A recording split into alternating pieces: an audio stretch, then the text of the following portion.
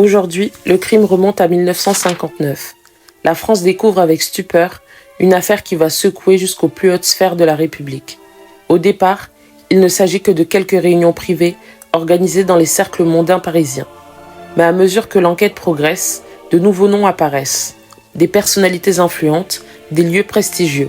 Et bientôt, l'affaire remonte jusqu'à l'un des hommes politiques les plus puissants du pays. Voici l'histoire des Balais Roses, Paris, 1959. Au centre de cette affaire se trouve un homme nommé Pierre Sorluth, ancien chauffeur de la DST, la Direction de la Surveillance du Territoire, un service de renseignement intérieur français que l'on pourrait comparer aujourd'hui à la DGSI. Sorluth évolue depuis plusieurs années dans certains milieux influents de la capitale. Il se présente comme un homme bien introduit, capable d'ouvrir des portes et de faire rencontrer les bonnes personnes. Peu à peu, il se rapproche de plusieurs jeunes adolescentes attirées par le monde du spectacle, de l'art ou de la vie mondaine. Selon l'enquête, il leur promet des opportunités, des rencontres et parfois même la possibilité d'accéder à certains cercles prestigieux.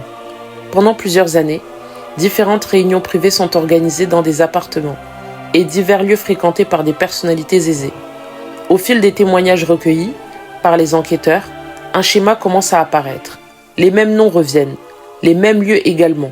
Et surtout, les enquêteurs découvrent que plusieurs personnes semblent jouer un rôle récurrent dans l'organisation de ces rencontres. Lors de certaines de ces réunions, de jeunes filles mineures se retrouvent en présence d'hommes plus âgés appartenant à des milieux influents.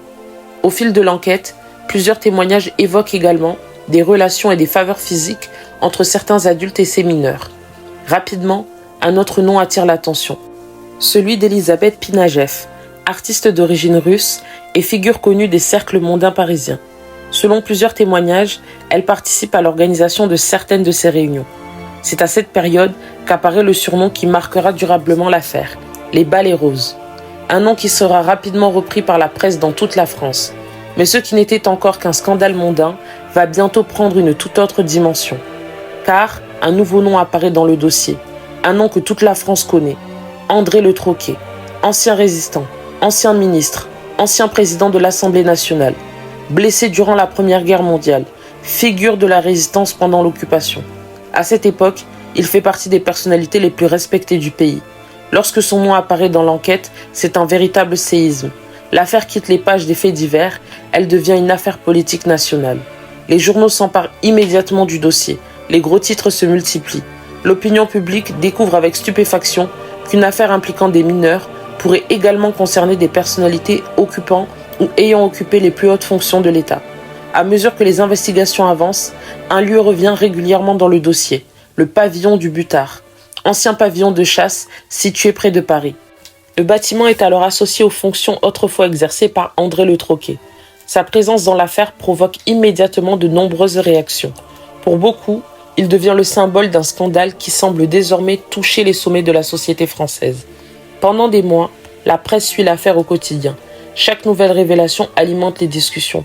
Dans les cafés, dans les bureaux, dans les foyers. Partout, les Français parlent des Balais Roses. D'autres noms commencent à circuler. Certaines rumeurs évoquent des personnalités encore plus importantes. D'autres parlent de protection discrète ou d'intervention destinée à limiter les dégâts. Mais entre les faits établis et les rumeurs, la frontière devient parfois difficile à distinguer. Une chose est certaine, l'affaire est désormais devenue l'un des plus grands scandales de son époque.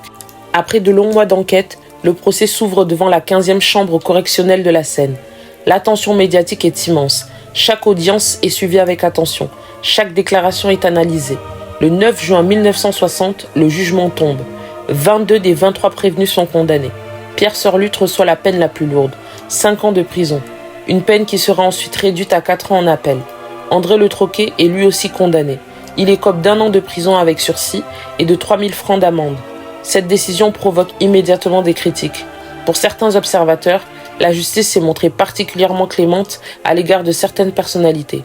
Pour d'autres, les décisions rendues sont conformes aux éléments du dossier. Les débats se poursuivent longtemps après la fin du procès.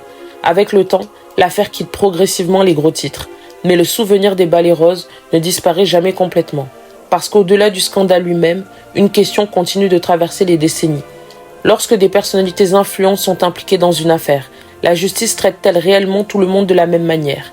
Le crime remonte à 1959. Et peut-être que le véritable scandale n'était pas seulement ce qui s'est passé lors de ces réunions privées, mais les protections dont certains auraient bénéficié une fois l'affaire révélée.